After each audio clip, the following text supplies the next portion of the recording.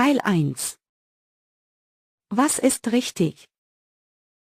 Kreuzen Sie an A, B oder C. Sie hören den Text zweimal. Nummer 1. Hallo, mein Name ist Max. Hallo Max, ich heiße Anna. Wohnst du hier in Berlin? Nein, ich wohne in Hamburg. Und du? Ich wohne in Berlin, aber ich komme aus Russland. Ich spreche Russisch und Deutsch. Was bist du von Beruf, Max?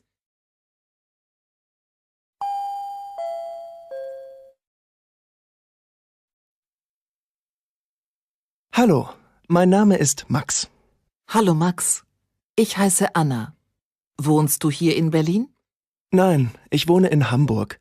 Und du? Ich wohne in Berlin, aber ich komme aus Russland. Ich spreche Russisch und Deutsch.